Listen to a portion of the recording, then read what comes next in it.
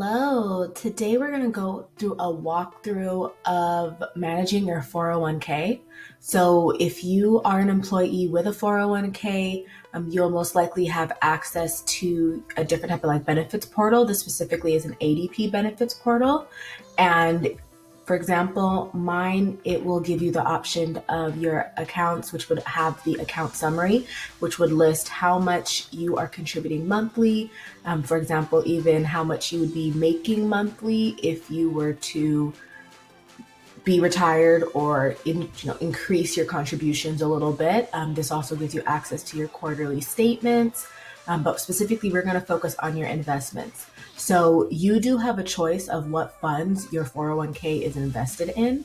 So I recently read Tony Robinson's Money Market, Money Master the Game. And that was one of the first actionable things I was able to do after reading that book. And it was one of the easier things to just quickly jump on and do. So I specifically went to investments, view investment balance details. This is a list of all of the investments that I have access to through my employer. So for example, you don't have the choice of investing in whatever fund you want because your employer will give you a list. So specifically here, you can see that I have 5 or so funds that I have invested my money in. And you can see the amount of shares that I have for each fund, the balances for each one, either how much I've gained on them, as well as the price that I purchased them at or how much they currently are per share. So you can see specifically why I chose them in the next page. So I went ahead and downloaded my quarterly statements, which you would also find once you click my account. You have quarterly statements. I just pulled up Q1 of 2020. So the first fund on that list before was the Fidelity 500 index fund.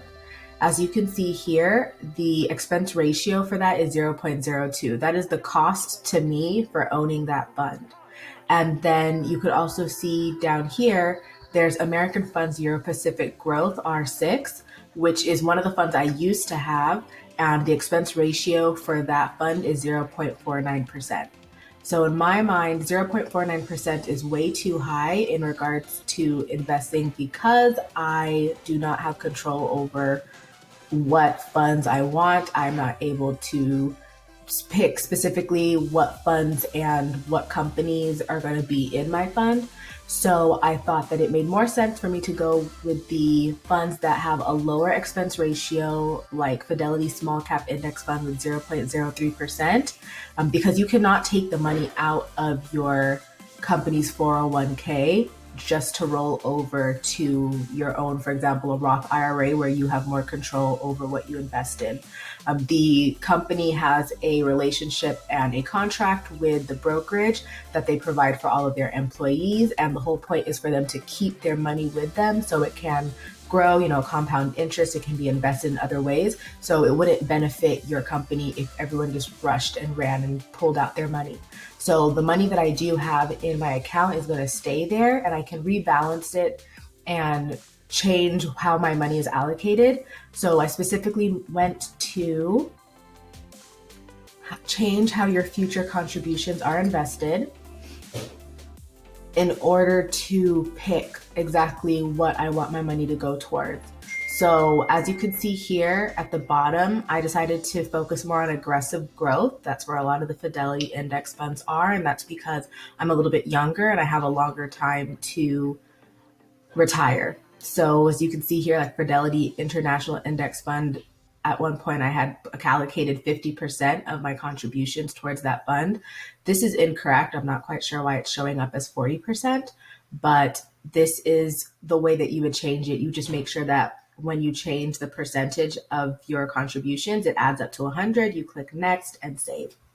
So that is all that I wanted to show you today. I hope it's helpful and that empowers you to take a look at your personal 401k and it can be of service to you as you invest and prepare for the future. Thank you.